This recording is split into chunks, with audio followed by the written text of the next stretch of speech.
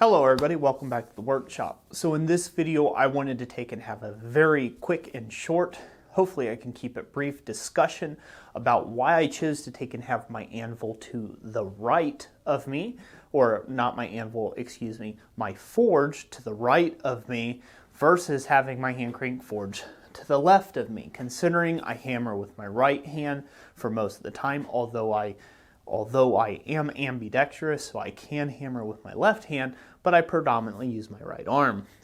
Some of this came up with the anvil orientation video. If you haven't seen that, I'll link it up to right here in one of the cards, and I'll put it down in the description down below. You can go watch that video where I gave basically my method for setting up my forging area in that that triangle, that classic blacksmith forging triangle. So the reason why that this forge, that hand crank, has been mounted to the right is because of the way that I need the body to sit up back against the wall. I know it looks like it's a little bit bigger in here than what it actually is in the videos, but this is only a 12-foot wide by 20-foot long building, and I have quite a bit of equipment that I needed to fit in here. If this was flipped around, per se, where this hand crank blower was over on this side here, that would put the forging body out into the middle of the workshop, or about right over in this area here, and therefore that would create an issue for taking and venting my smokestack. My smokestack is actually vented, it's side drafted right here, it goes straight out, it hits a T and goes straight up. So I was planning on taking and doing it this way in the beginning when I laid out the shop, when I planned on moving here. So with that being said, it did not make sense for me to have this flipped any other direction, as it would not be the most efficient use of the space.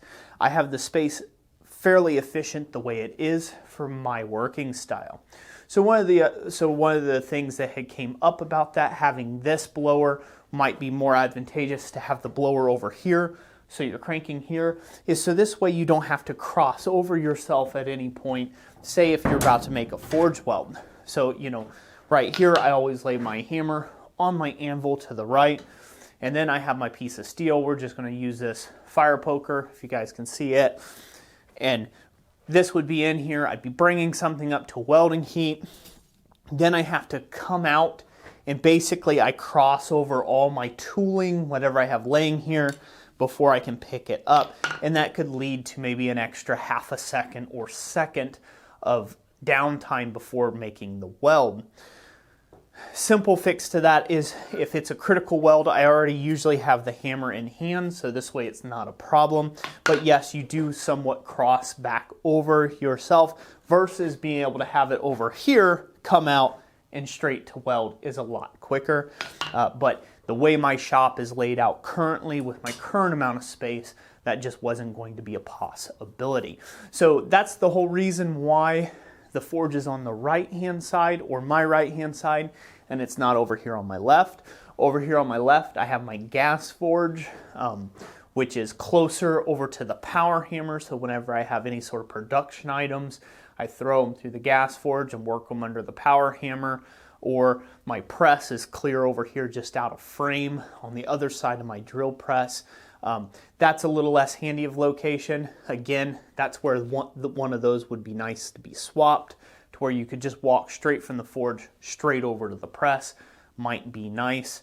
But this is basically my setup. So I hope that takes and helps you. Also, I get asked this like a dozen times all the time, is what's up with the green tape? Most of you already know this, but when I demonstrate or I teach a class or a workshop someplace, the green tape is so that I can easily identify my tools from the rest of the tools that may be there. People paint handle ends for like clubs and different things like that, but as far as I know, I'm the only person that uses this brand of fluorescent green tape, so I can very easily locate my tools all the tools you see on the racks. Anything with green tape is something I normally take with me as my traveling kit to demonstrations, workshops, and things of the like. So I hope that you found this video informative. If you did, let me know in the comments section down below. I hope I addressed that good enough, because you definitely, the people who asked that question really brought up some really great points about that, of why, you know, why did I choose over here versus over here? It would just made more sense. And this is why. It's a space. If I stretch out my arms, it's a kind of a space conscious thing. I'm already halfway across my shop if I stretch out my arms all the way from one wall and I stand with my other arm outstretched. I'm already halfway across my shop. So it's a very small space that I'm working with, and sometimes you just got to do what you got to do. Now, I will say this, when I move up to a much larger shop, the likelihood of me changing this setup is probably not very likely. Reason why is I've been in this shop now for so long that I would be all confused and discombobulated if it was over here. So when you start getting kind of a rhythm, or getting in more of starting to kind of settle in on your own smithing abilities and the way you like your shop set up for your own particular goals and aspirations, you'll find that sometimes you'll do things that may not necessarily make something more efficient, or not that it's a great way of doing it, but it's your way of doing it, and that's just okay. So without further ado, I'm going to shut up now. Thank you for watching this video. If you liked it, give it that like. If you found it helpful, share it with a friend. That's a great way of supporting this channel in a non-financial sort of sense, in a way. And if you'd like to support what we do here, you can always check out our website at blacksmithpdfs.com. So that's it for today. God bless you all, and we'll catch you on the next one. Thanks for watching.